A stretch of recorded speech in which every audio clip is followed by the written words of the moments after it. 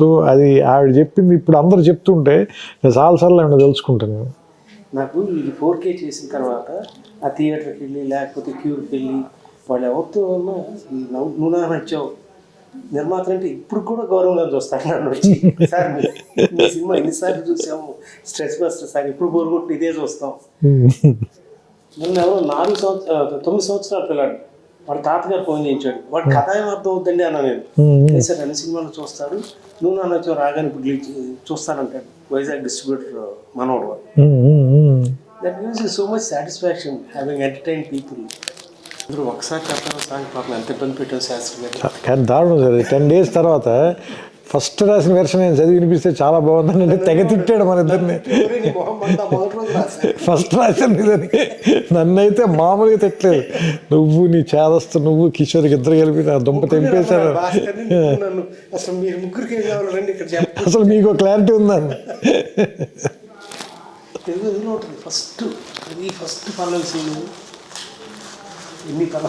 నాకు గుర్తుంది. ఫస్ట్ పల్లవి ఉంటుంది, ఒక్కసారి చెప్పలేవా? అవును, ఇది పైన ఉంది సార్, ఒక్కసారి చెప్పలేము. ఇదిగో ఫస్ట్ అదే ఫస్ట్ పల్లవి కాపీ చేసింది తను రాసిన డేట్లు. ఇదిగో ఫస్ట్ పల్లవి ఒక్కసారి అయిపోయింది కదరా, ఫస్టే రాసే కదా ఎదురుగానే ఉంటుంది. అంటే సినిమా కథ మొత్తం ఇందులో ఉంటుంది. ఫస్ట్ చూడండి సార్ 4 లైన్లు అవే ఉన్నాయి.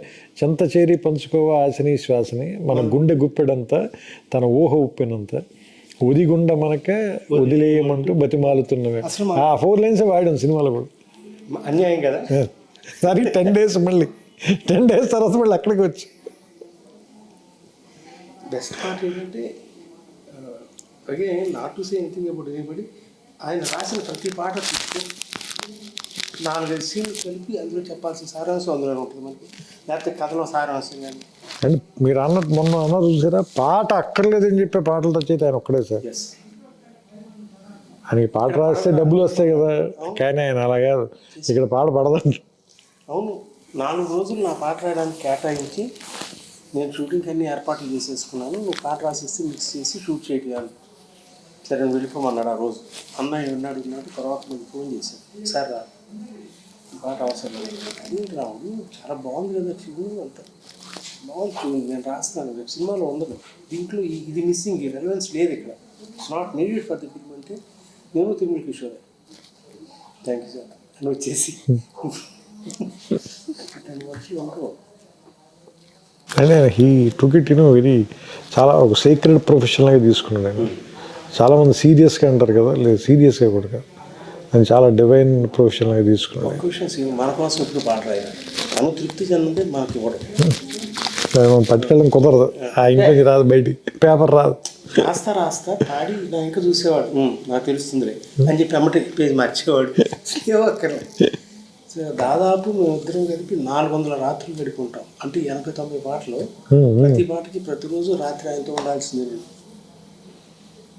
That was my fortune. I was so fortunate to spend so much time with him. చాలా సమయం గడపగలిగాం. ఒక చిన్న ఉదాహరణ, గౌరీ అనే సినిమాకి ఒక పాట రాశారు. పాట అంతా ఓకే, కోటికి ఓకే, నాకు ఓకే, శాస్త్రి గారికి ఓకే.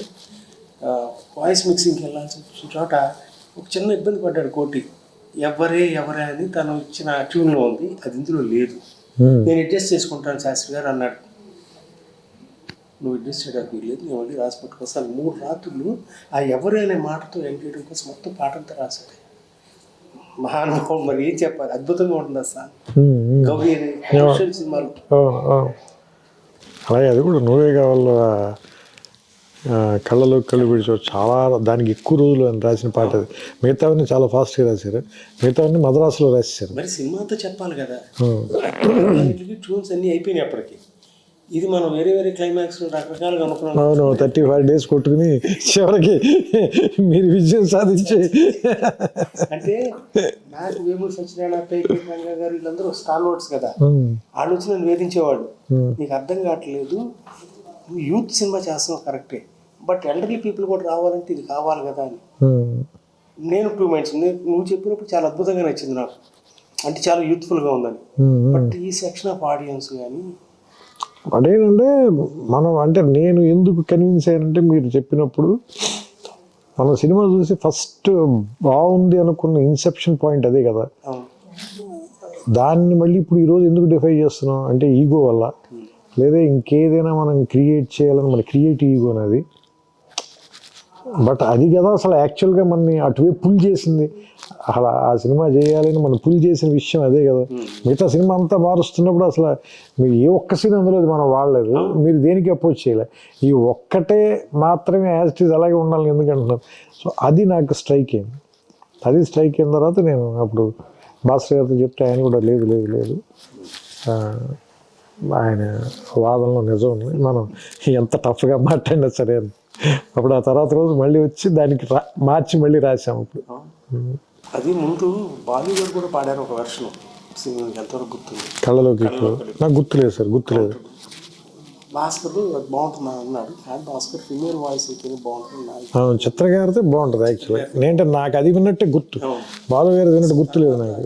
తర్వాత ఇది చెన్నై నుంచి వచ్చింది, టేప్ రికార్డులో పెట్టుకొని క్యాసెట్ పెట్టి కళ్ళ నీళ్ళే. వాడు తరుణ్ కూడా వచ్చాడు, వాడు పడపట శాస్త్రి గారు రాసిన మన పాటల్లో మాట గుమ్మ చెల్లి దగ్గర నుంచి ప్రతిదీ చిత్రగారి పాడతా. స్రవంతి వాళ్ళ పాట కదా క్లైమాక్స్ సాంగ్స్. తర్వాత దిల్ రాజు కూడా అనేవాడు భయ్యా నీకు మళ్ళీ అనే పాటలు మా చివరిలో లాస్ట్ సాంగ్. అదే ఆ సాంగ్ చాలా వాటికి ఇన్స్పిరేషన్ సార్. మీకు సంతోషంలో సాంగ్ కానీ చాలా వాటికి అంటే అది అది ఒక వే పేవ్ చేసింది. అంటే ఆ సిచ్యుయేషన్ కానీ ఆ సాంగ్ కానీ చాలా వాటికి చాలా చాలా మంచి పాట రాశాడు ఆయన, బాగా రాశాడు. నేను కొంత తీయలేక నేను మన నాన్నగారికి చెప్పాను, సరే మీరు మ్యాజిక్ చేసిన ఏం చేయాలి నాకు తెలియట్లేదు అన్న.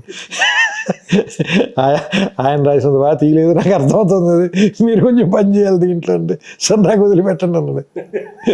అదే ఎక్కువ రోజులు ఎడిట్ చేశాడు ఆయన ఆ సాంగ్. అంటే స్రవంత్ అంటే పాటలు కదా బేసిక్గా, అది సినిమా అది యాక్చువల్గా.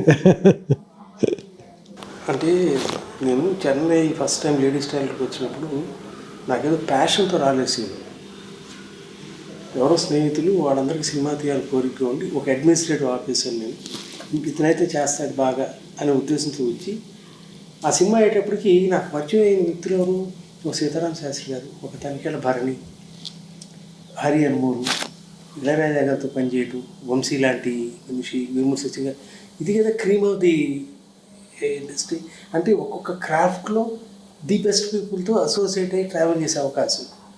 దీన్ని విడిచిపెట్టి ఎట్లా వెళ్తాను నేను? So I was so fortunate. I started falling in love.